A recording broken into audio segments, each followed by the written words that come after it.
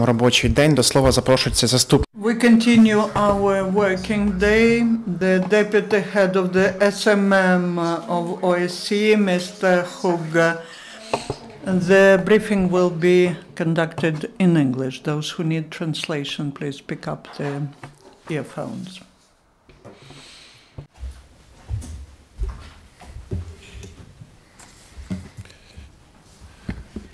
Good afternoon. Thank you for your interest in the OSCE Special Monitoring Mission to Ukraine. Let us start first with some good news. During the last week, OSCE monitors have observed a significant reduction in the number of ceasefire violations across the Donetsk and Luhansk regions.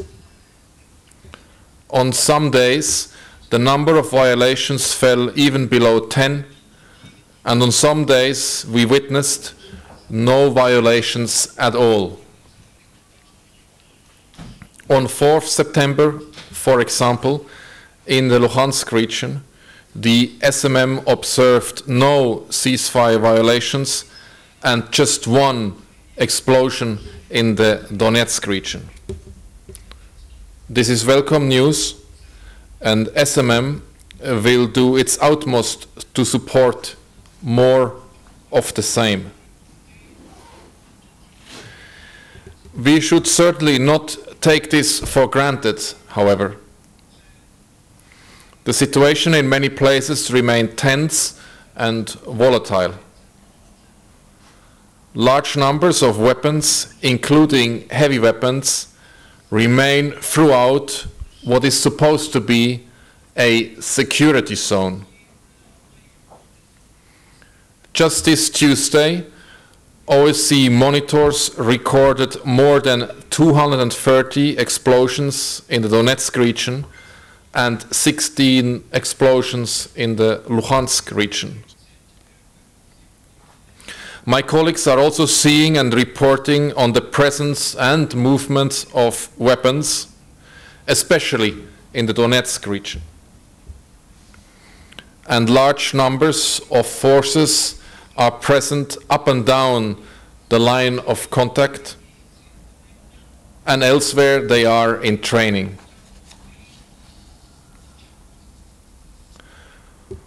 One of the less visible signs of the mission's activity is in supporting talks aimed at strengthening the ceasefire.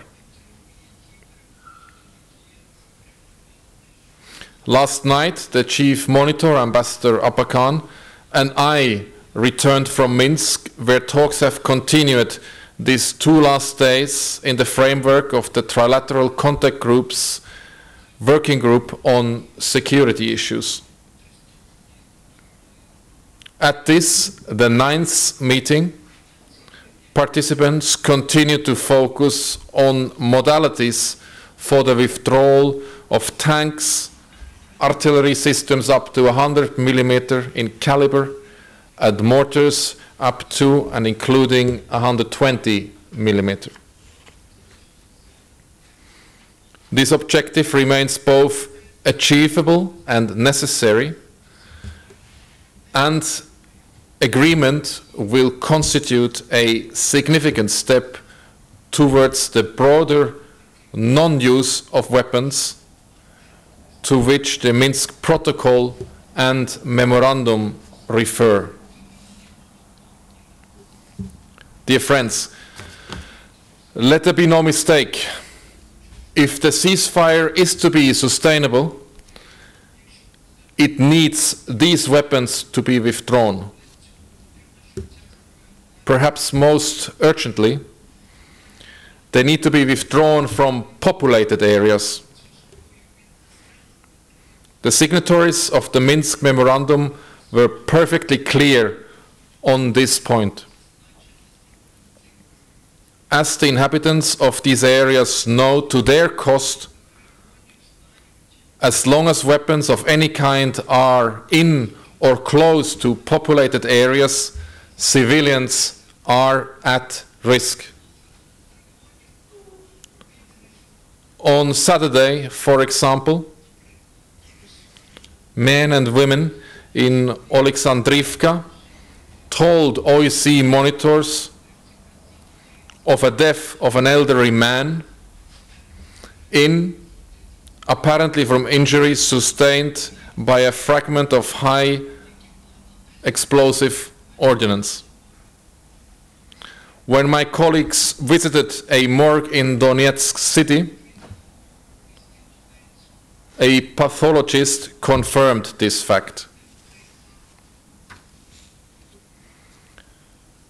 As it has been doing over the past many weeks, the SMM continued to support local ceasefires in order to allow repair of damaged infrastructure. On 5th September, a window of silence jointly facilitated by the SMM and the JCCC resulted in the completion of repairs to electrical lines in Raivka in the Luhansk region. This initiative to restore electricity benefited some 200 people in that area.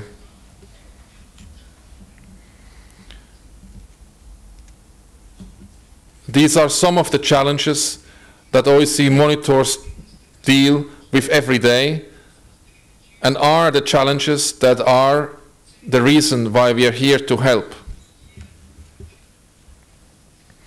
Apart from these, however, the mission continues to face more direct challenges and threats. As I mentioned last week, on 31st of August, contact with an SMM unmanned aerial vehicle was abruptly lost as it flew south of Santseve, an area controlled by the so-called DPR. Until now, the UAV has not been recovered. Those in effective control of the area where the UAV came down have so far not allowed access to the SMM. I reiterate what I said last week. The aerial surveillance is a crucial mean of observation, and this restriction of SMM access to the crash site is an intentional and direct violation of the mission's mandate.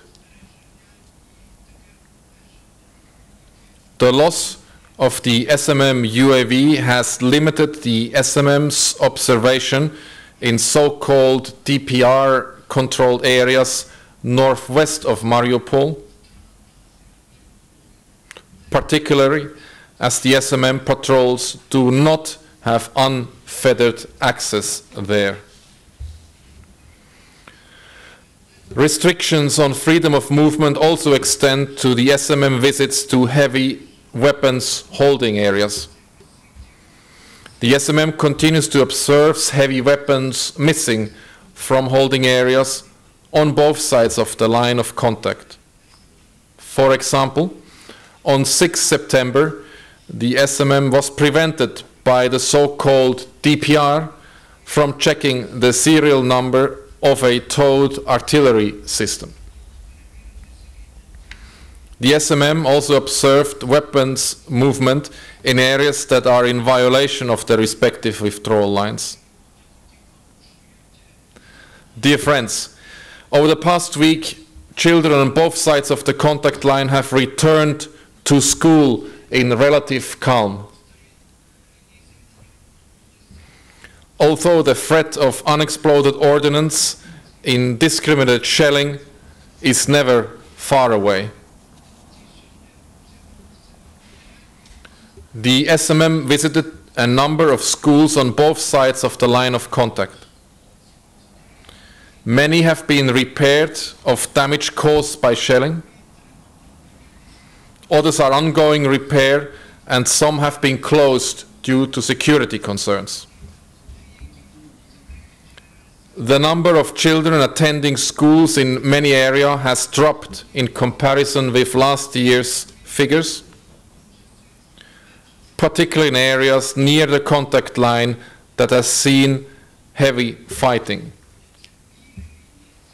For example, at school number 14 in government-controlled Solote, the school director reported to the SMM that there are only 12 enrolled pupils compared to 65 before the conflict.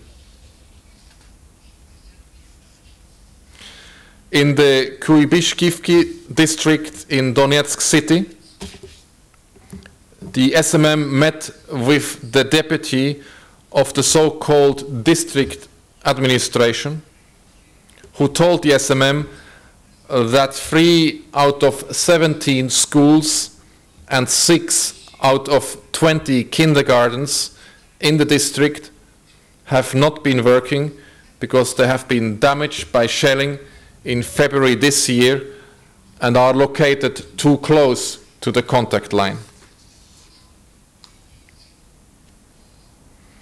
We have also directly observed the increasing militarization of the daily life of children. The SMM saw armed men patrolling a playground in Horlivka controlled by the so-called DPR.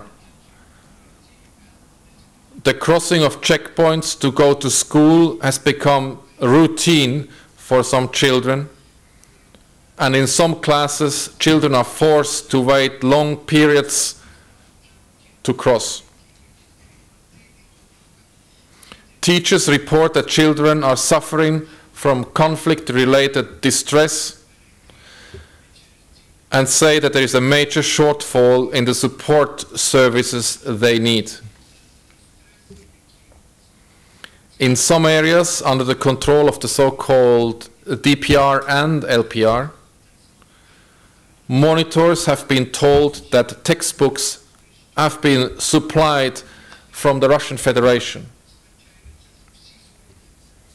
On both sides of the contact line, the language of instruction in some, though not all schools, has changed, with some in government-controlled areas are switching from Russian to Ukrainian, and vice versa in non-government controlled areas.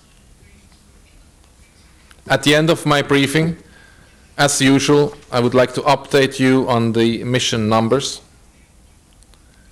As of this week, the SMM has a total of 859 members.